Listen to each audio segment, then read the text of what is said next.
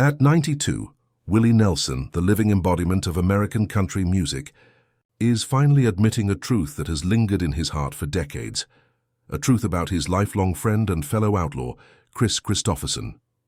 To understand this confession, you must first understand Willie himself. Born Willie Hugh Nelson on April 29, 1933, in the tiny town of Abbott, Texas, he grew up in the shadow of the Great Depression, in a farming community where work was hard, money was scarce, and dreams were often left behind in the dust. Raised by his grandparents, who filled his early years with gospel songs and the soft hum of a guitar, Willie learned early that music could carry pain and hope in the same breath. When he was just 6 years old, his grandparents handed him his first guitar, unknowingly sparking a lifelong romance between man and melody. By the time most kids were learning arithmetic, Willie was writing songs about the struggles he saw around him, performing wherever someone would listen, churches, barns, and roadside bars. Life was never easy for him. He picked cotton under the brutal Texas sun, served in the U.S. Air Force, and took odd jobs just to stay afloat. But through it all, his heart kept beating in rhythm with his songs. When he finally made his way to Nashville in the 1960s, he wasn't looking for fame. He was looking for a place where his words could live. Success didn't come easily. The polished Nashville scene didn't quite know what to do with a man whose voice sounded too raw, too honest, too different. Yet behind the scenes, Willie's pen began to shine. He wrote songs for others, songs like Crazy, which Patsy Cline turned into an eternal classic, each lyric carrying the ache and truth that would one day make Willie himself a legend.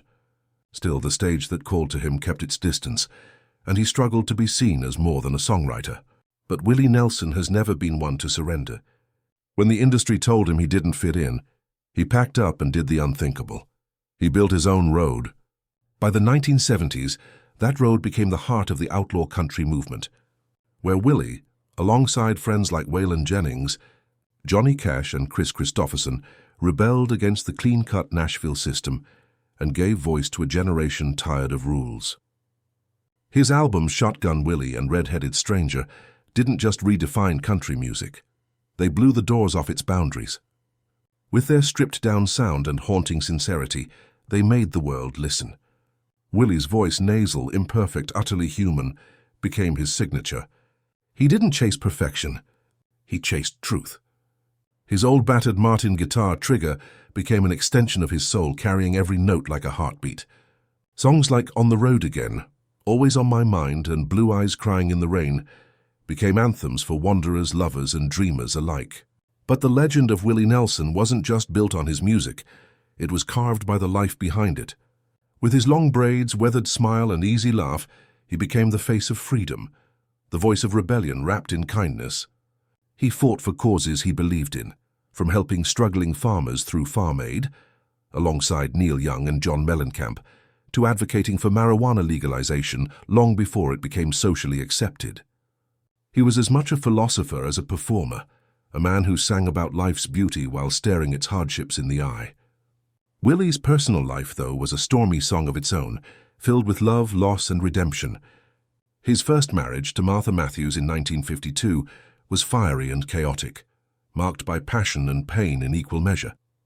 They had 3 children, Lana, Susie, and Billy, but the pressures of poverty and the strain of Willie's constant touring tore them apart. When their marriage ended in 1962, it left scars that never fully healed, especially when tragedy later struck with the death of their son Billy in 1991. In 1963, Willie found love again with fellow singer Shirley Colley. Their voices blended beautifully, their duet willingly marking Willie's first chart success. Yet fame and temptation crept in.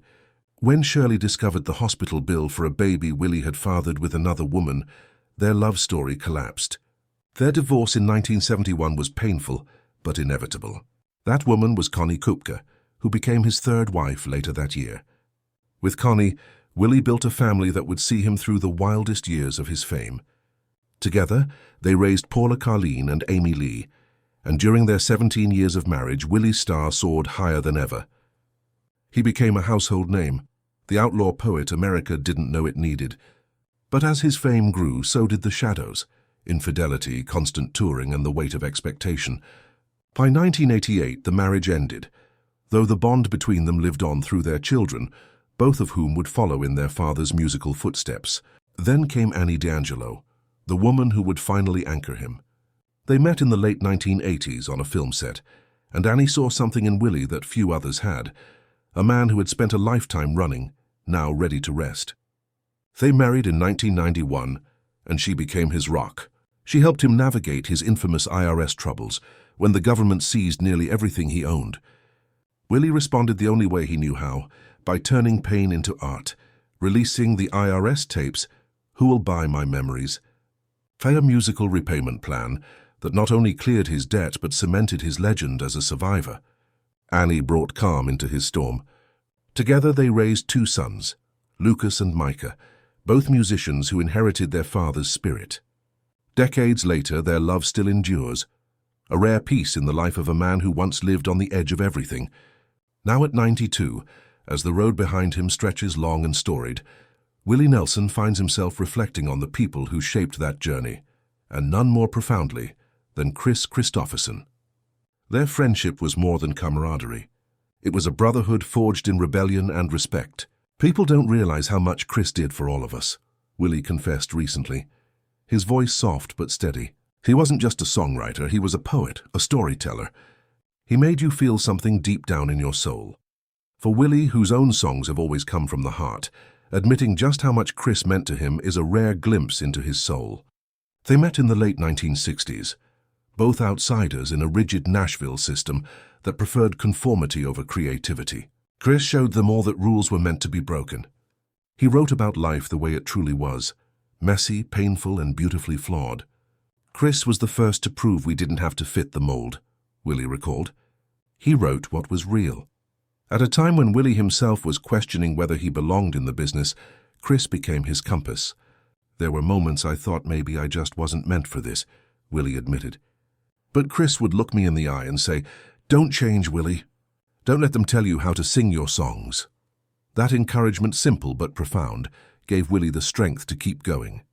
Their bond only deepened when they joined forces with Johnny Cash and Waylon Jennings to form the Highwaymen, the most iconic supergroup in country music history. Together, they didn't just make music, they made a statement. They showed the world that artists could be rebels and still be legends. "We laughed, we fought, we played music until the sun came up," Willie said with a chuckle. And through it all, Kris was the heart. He had this gentle soul, even when he stood up for what he believed in. Willie's admiration for Kristofferson stretches beyond music. Kris could have done anything, he said. He was a Rhodes Scholar, a military pilot, a movie star, but he chose songwriting because that's where his heart lived. And thank God he did. Songs like Sunday Morning Coming Down and Help Me Make It Through the Night, those aren't just songs. They're forever. As Willie speaks about Kris now, his words carry a gravity that only comes with age and reflection. "I don't think people ever gave him enough credit," Willie said.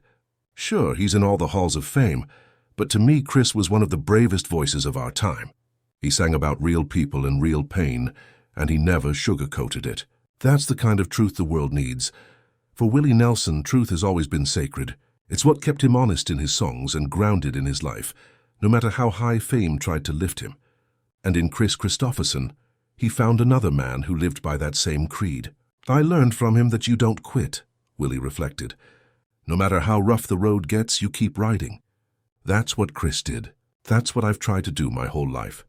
Even now, Willie still tours, still sings, still brings crowds to their feet, with that unmistakable voice that has carried him through 70 years of joy and pain. When he talks about Kris, you can hear both pride and gratitude, a reflection of how rare true friendship is in the world of fame. "Kris has been my brother on this road," Willie said, his eyes soft with memory. "And if I had to sum it all up, I'd just say, I'm damn lucky to have walked it with him." In those words lies the heart of Willie Nelson, a man who has seen everything, lost much, loved deeply, and still finds music in the silence between the notes. His confession about Kristofferson isn't gossip. It's a love letter to the spirit of friendship, art, and rebellion that shaped a generation. It's proof that even legends have heroes, and sometimes the truest measure of greatness is found not in the songs we sing alone, but in the harmonies we share with others.